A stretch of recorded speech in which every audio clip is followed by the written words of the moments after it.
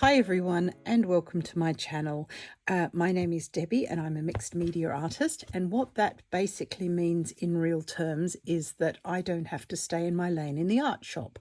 I can buy from all the aisles. I remember when I used to do just acrylic or just watercolour, I would go into the art shop and buy what I needed and leave. Can you just, I don't even believe it myself, so I don't blame you for yelling at the screen at this point. Mixed media means I can take things from every aisle and find ways to combine them in really exciting ways, and I absolutely love that. So if you are a mixed media artist or mixed media curious, you're probably going to like what I show you today, which is what I created in October of this year. Before we get into that, let's do the housekeeping. Don't forget to leave a like and subscribe, and don't forget to hit the little bell icon so that you get notified every time I post.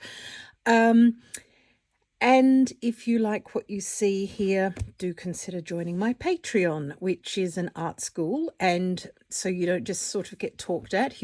I show you how to paint a lot of these things. In fact, some of the things that I'm going to show you today are Patreon tutorials, and they're already up on the site waiting for you, so I'll flag those up as we come to them so that you know what you can expect.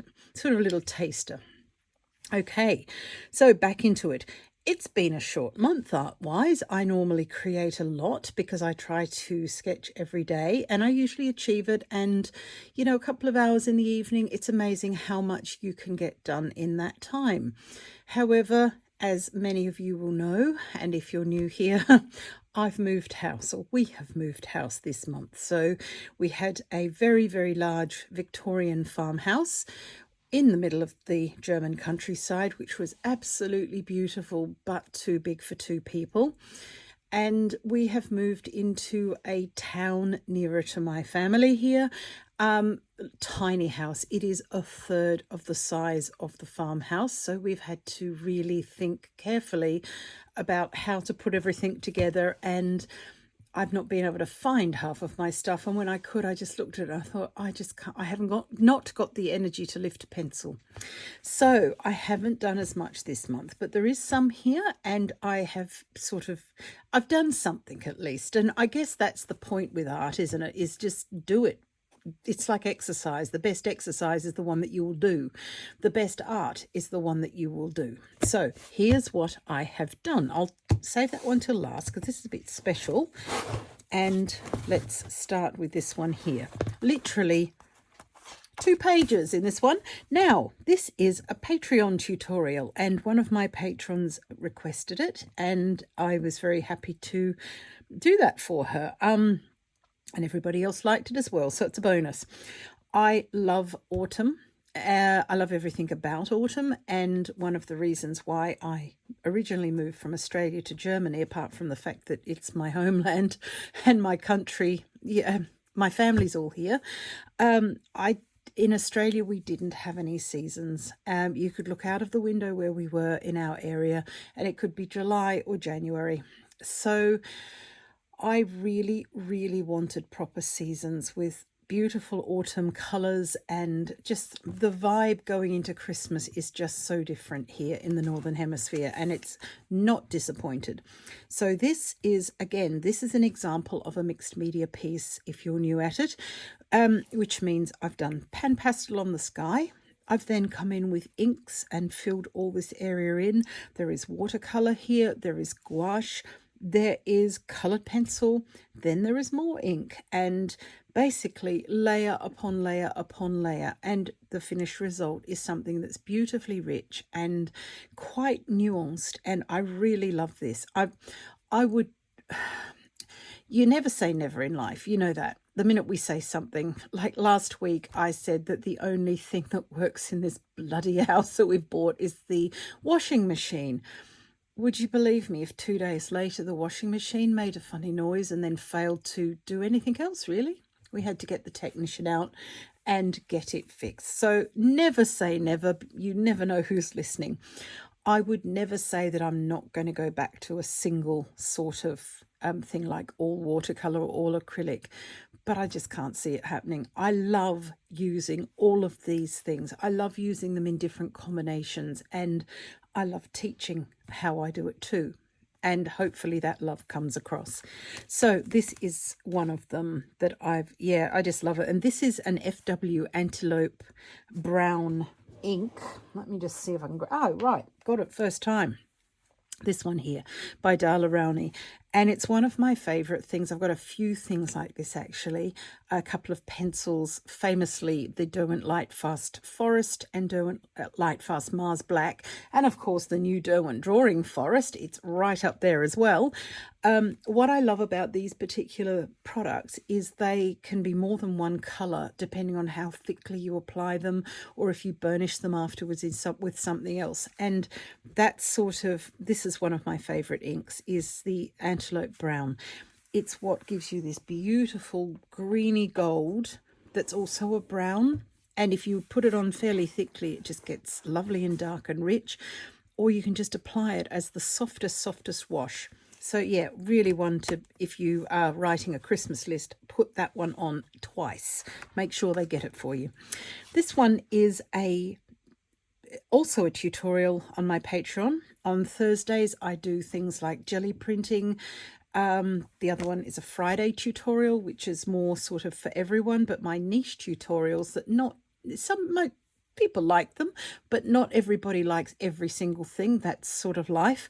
So this is a Thursday tutorial, and this is a jelly print of some pumpkins. One hopes you could have seen that without me saying that they're pumpkins, but there you go, you know how it is. And when I'd finished it, I only put this one leaf in. I only printed the one leaf, and I wasn't entirely happy with the result. So I came back and collaged the rest of these leaves, and it's just made it. I also love the fact that I've managed to, when you collage, you can go off the printing size, because this here is the size of the jelly plate that I used. You can't print off the edge of that, because that's the end of the world. You sort of get what you get and you don't throw a fit about it. So if you want to go over the edge, that's where, again, as a mixed media artist, if I wasn't a mixed media artist, I'd have to look at that and say, gee, I wish I could make that different. I am a mixed media artist, so I can say, right, I'll get the scissors out, get some paper and colour it and get on. So this is the only collage bit. The rest is printed, and this is a printing technique that I've developed using acrylic paints and pan pastels on the jelly plate. There are lots and lots of other examples, and of course huge amounts of tutorials as well. And I love the way you get this crackly antique look with some random marks left over from the last printing pull, because I don't clean the plate unless there's some marks on it that you really can't work with.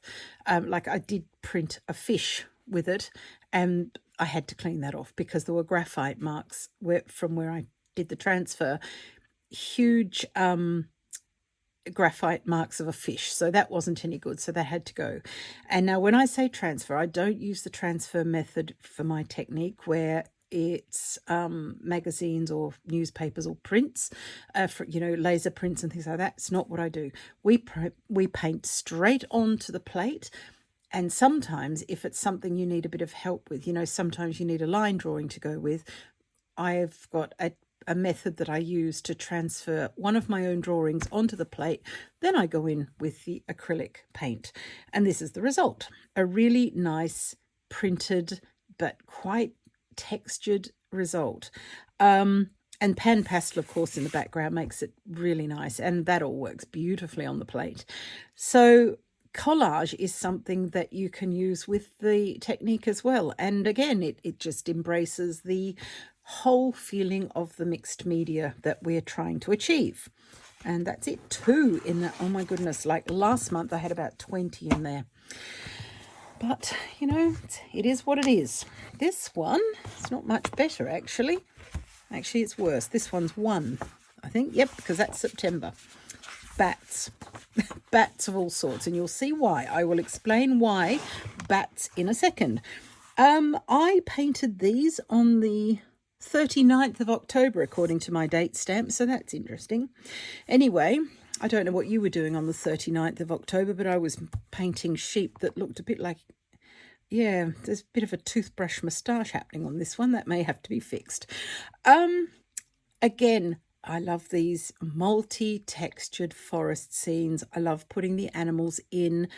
And we are, on my Patreon, December will be deer month, because I try to keep our animals seasonal, and rather selfishly, they tend to be seasonal as to where I am at the time.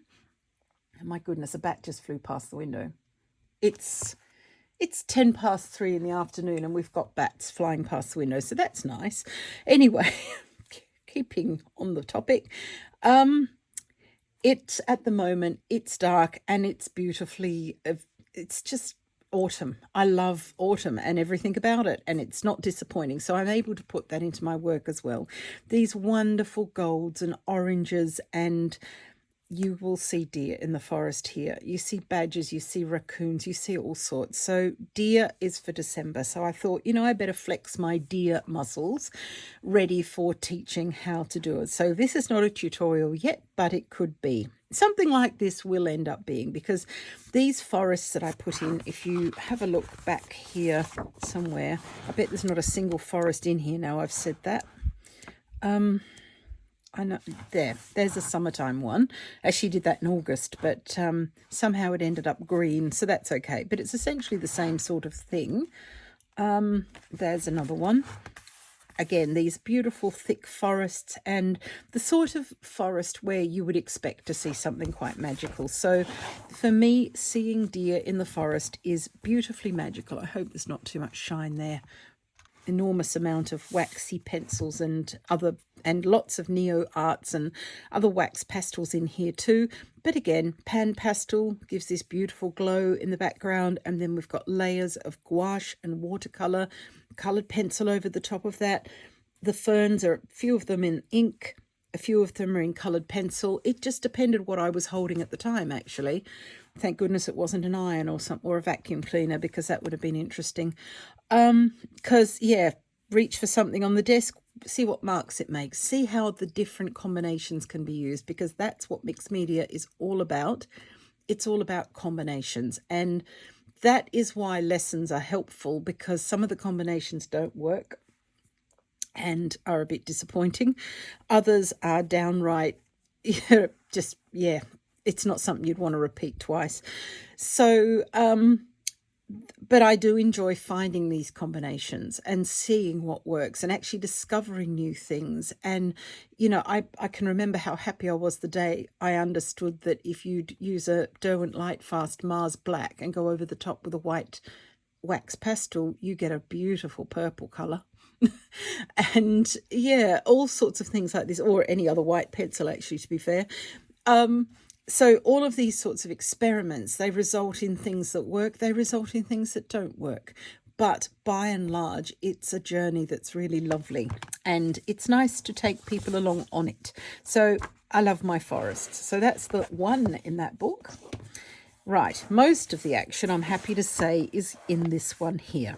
So before is September. So again, my favourite forest with these beautiful colours that we have at this time of the year. And of course, foxes. I have a few fox tutorials actually on Patreon now, and a recipe for foxes. That's not a psychopathic wish to cook roadkill. It is basically, I tend to try to work out a recipe for different things, tongue in cheek. I have one for blackbirds. I have one for red squirrels. I have one for my foxes as well, because if you love that sort of thing and you want to go out into the field and paint them, then you know which things to take that are really, really quite good for painting foxes or blackbirds or whatever it is. This also features a lot of neo-art, sort of resist technique, another one of my techniques that I've developed, and it's, again, tutorials there.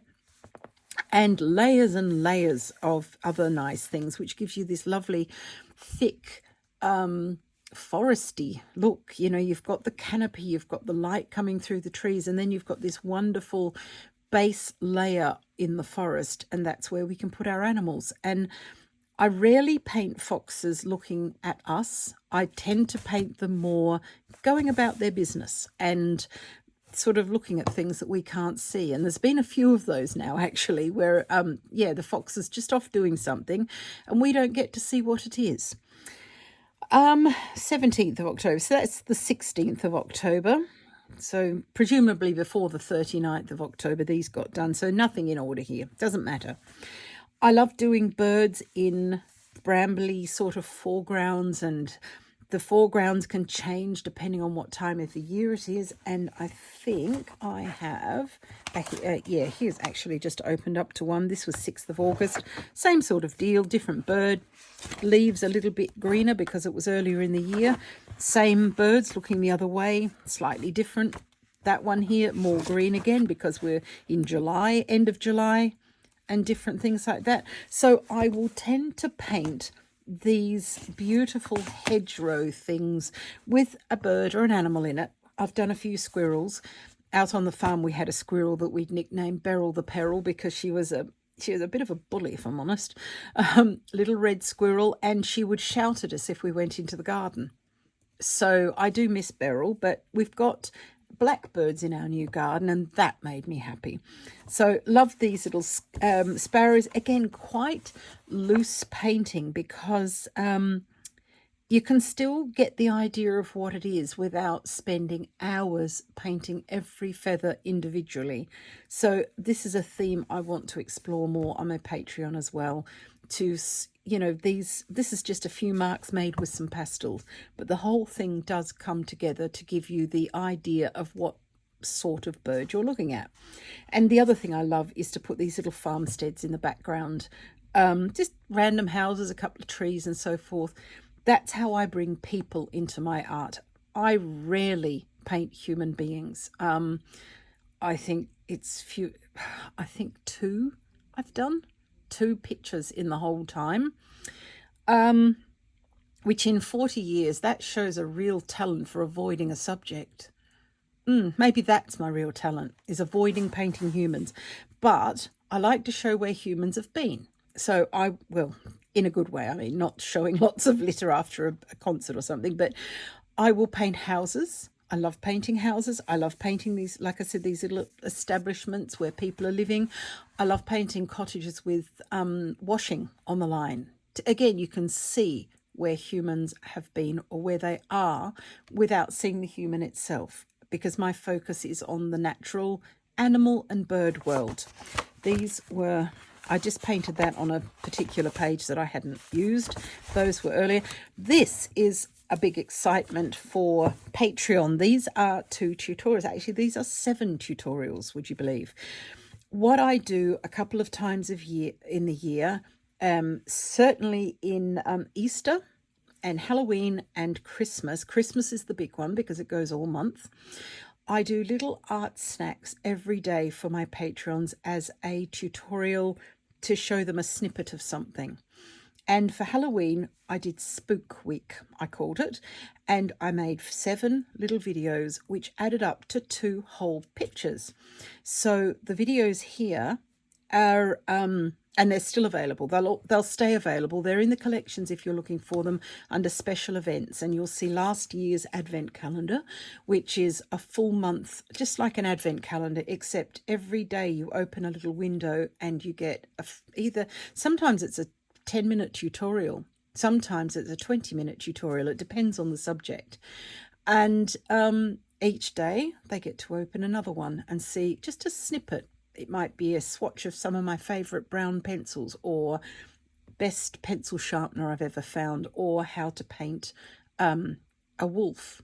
Anything like that. It's completely random, and often they're little subjects that don't fit anywhere else, but I still want people to know. Things like dewdrops. You need to know those. So, you never know when you need one. So this was Spook Week, and we started out with how to paint the moon, and then how to paint some spooky trees, then how to paint these textured tombstones, and they feel textured as well as looking textured. And then most fun you can have, how to paint a ghost with pan pastel. It's huge fun. That was one picture. And then the next one, we did a bat. We did a haunted house, which sadly doesn't look very haunted. It just looks like the house we've just sold, actually. So, well, maybe that was haunted as well.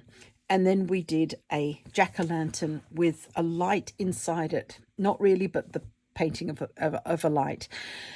And sadly, I haven't got the heart to tell my little bat that he's not scary at all, but we're not doing that. We're not saying that. We're reassuring him if we see him that he's incredibly scary, and that we're all shaking in our boots, because it would be such a pity to tell him the truth. But this was Halloween this year, and every year I do this just for a little, it's an extra thank you for everything that my patrons give me, which is more than they will ever know. Let me tell you. So this was Halloween. So we're coming up, we'll come up with Christmas and so forth. And again, nice forest. I actually quite like these two separate separate paintings, because although this is the sky, it works as the river where the deer is standing as well, and that sort of appeals. So again, just sometimes when I'm exhausted, and boy have I been exhausted this month, because we've bought a fixer-upper. The house we're living in is probably not fit for human habitation.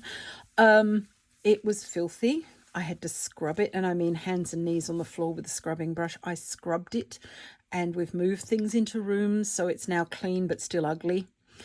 And everything is, we slept on our mattress on the floor in the dining room for the first couple of nights, because the bedroom was stacked right to the ceiling with boxes. But you know, you clean up, you make do, you tell yourself this is going to work out. It's not the first house Robert and I have done. We've done this a lot, but it's still, this stage is pretty awful. We're in the, oh, why are we doing this? We could just be like normal people and just buy a house and live in it, but no. So exhaustion has been the theme of the month. Falling into bed and sort of waking up 2 minutes later to find out that the alarm's going off. So when I feel like that, I don't always feel creative. And we're all the same. We have times where we can't churn out artwork like a machine. This is one of the things that I love doing, is just a very relaxing scene. It's the same forest you've seen before a few times, but it's what forests look like at this time of the year. And it's a real mass of, it's mainly watercolor, bit of ink there in the middle, and lots and lots of other things like neo arts, pan pastel. The deer is pastel and neo art as well, a few other bits and pieces of course too, and coloured pencil. I've got some tombos in there, just sitting here letting the whole picture carry me on towards bedtime. And it's lovely. Blackbirds, I love blackbirds. This is a medicinal blackbird, because when you feel down, you need to paint a blackbird. It works, trust me. They're so cheeky and funny. And to paint the sea in the background, we're miles from the sea, so that's something special. And then we've got all of these other just little settlements to show people live there. I don't know if there could be another house behind here. The pictures tell their own story. And there's a bit of acrylic marker here, the big, really big ones. Again, more pan pastel, more neo art, more coloured pencil. Blackbird I usually do with watercolour, because a good granulating watercolour will do half the work for you with a blackbird. And then there's a few little tips and tricks for the beak and eyes, which make him come to life. But good stuff. I like these, and I'm looking forward to showing everybody about deer in December, because they sort of, it's their time of year. Owls, it's theirs as well. This took me a couple of nights, funny enough, just sort of messing around with it, but I finished it on the 19th apparently. I like a night scene from time to time, and a lot of people have trouble with the wash for the sky. My advice to that is to pretend it isn't happening. I just let it go. I let it go where it likes. This is a watercolor one. I also like doing it in gouache and sometimes pan pastel as well, and just let the sky do what it wants and then forget about it. This is not an ideal mark, but I've decided to worry about something else because it's there. So again, the little cottage here and little farmstead. We've got some looking like ploughed fields, random dabs on here. And I think last week, the video, actually no, the week before, was all about how to make autumn leaves by just putting dabs down on the paper and then sorting all the details out afterwards. And this is how I've painted these, in little sort of clumps. and it works quite well actually. Owls are always a favourite, always enjoy painting an owl. I tend to get bogged down sometimes in the detail and I'll spend ages. So to paint an owl that was quicker with less fuss is also very freeing.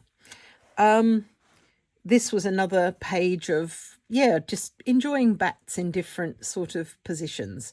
And I like this one. Again, not scary at all, but no one would dream of breaking their little hearts and telling them. So they're all terrifying.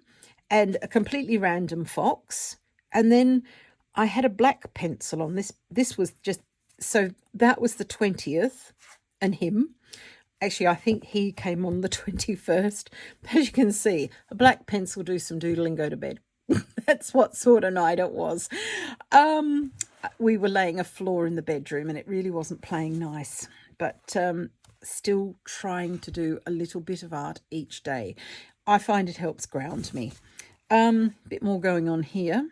And again, 23rd and 24th. What this actually is this panel down here. This one was coming out of the forest, and then I had this idea to put lots and lots of ravens in, and somehow, and I'm not sure how it happened because I don't think I was here, but somehow it's morphed into the whole picture, and I thought, well, just, if that's what it wants to do, just let it do it. The deer looks like somebody has just given him a huge gas bill because the look on his face. So I don't know, but we'll have to sort him out because he's obviously got issues, and it's no wonder he's leaving, and he's getting chatted by them as well.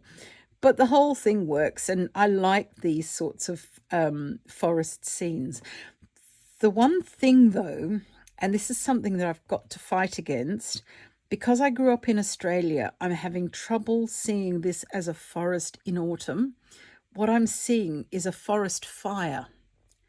And that's sort of a legacy of living in Australia with bush all around us, is you see things very differently sometimes. But it is autumn, and I'm trying to keep that sort of thing going. What I particularly like about that is this scrubby underbrush here, which is just mark making with various things. Like there's a little bit of, that one is an acrylic marker. Then I've got another acrylic marker. I've got some ink. I've got an acrylic marker. Let me just show you. I'll hold that up a bit. This one's starting to run out, which means that it's at its best. It's making some really interesting marks. There it is again with Dobbs. But here you can see the scratchiness of it. And I've sort of continued that theme with these branches here.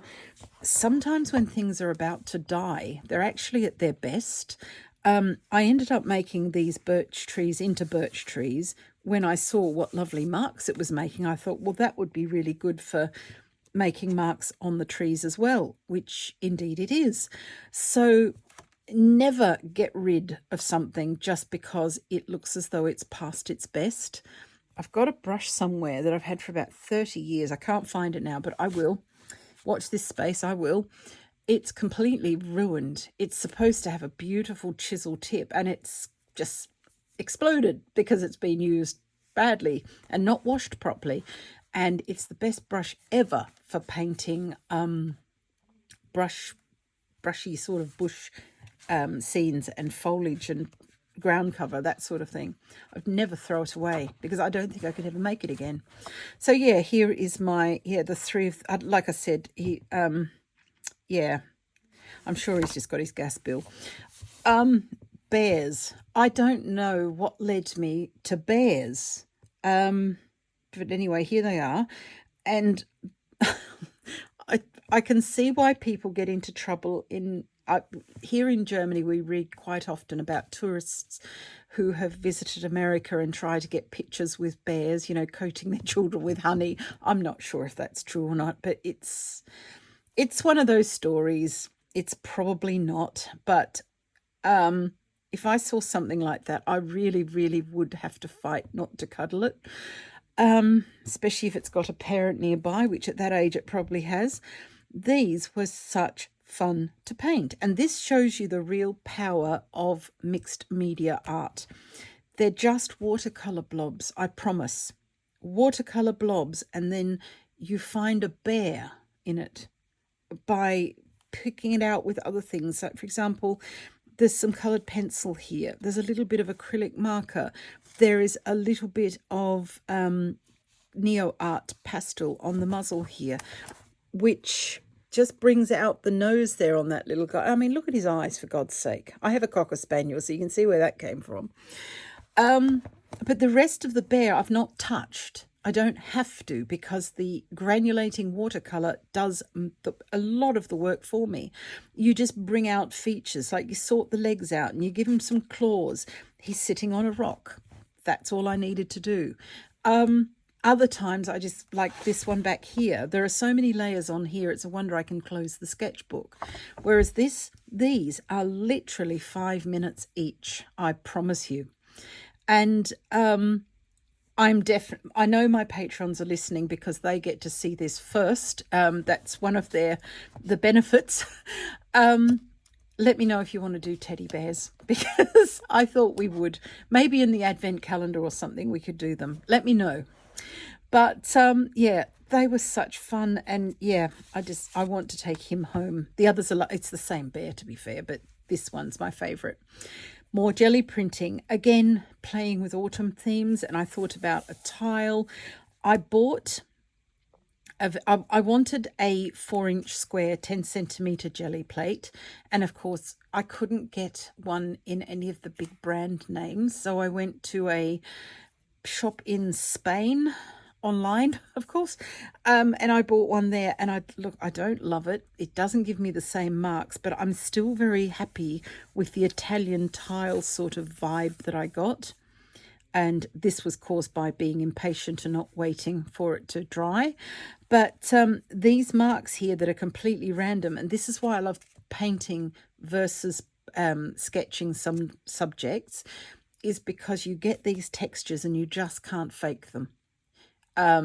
Not the same way. I dare say you could, but why would you? This is so much nice. It's such fun. So that's sort of, I think that's it. Yes, that is it for this one. I've got one more left to go.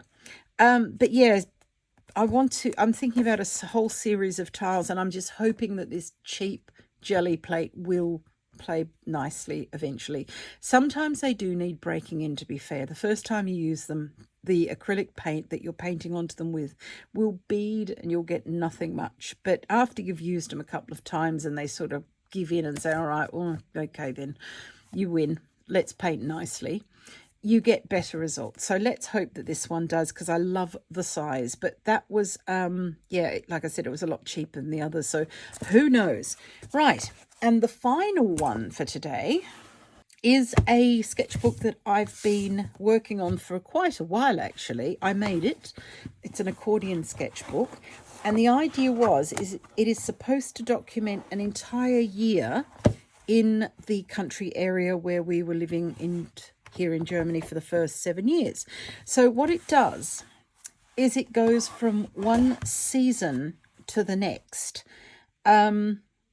And I'm not quite up to autumn. This is the problem. So I've started another summer sketch, but it's quite difficult to show on camera. But here we are going from, we're in winter, and winter with snow. And there's scenes from around our area, our national park, right into spring. And I love the way that you could either use that as a standalone picture, or it segues very neatly into this one, because, you know, there's overhanging grasses, there are overhanging trees, and of course there are bits and pieces from the last one.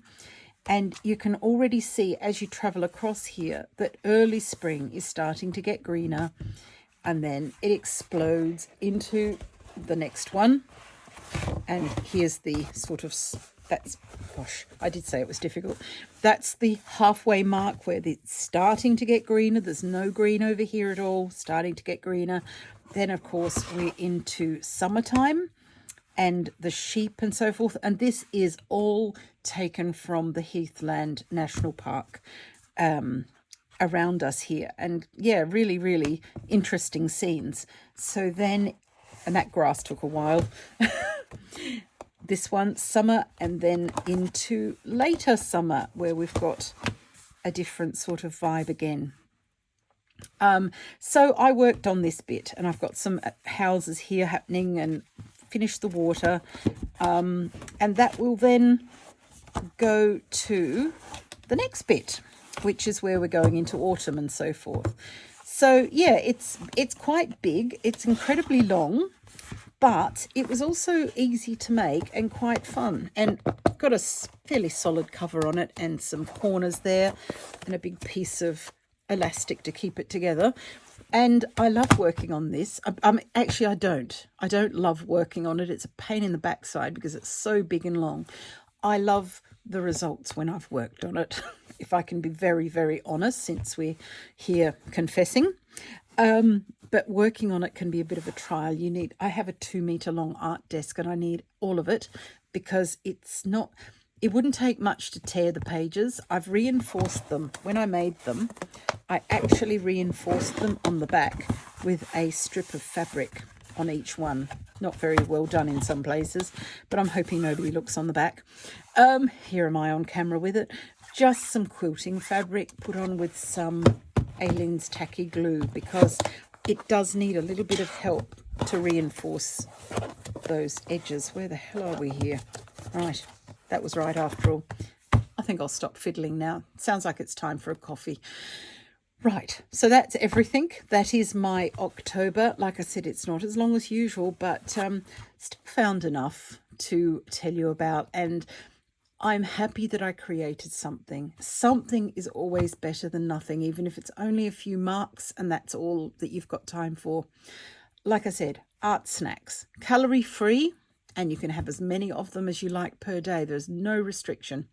So that's the way I like to do things. And yeah, do let me know what you think in the comments. Don't forget to leave that important like and subscribe. It helps the channel to grow and to show more people about art, which is always important.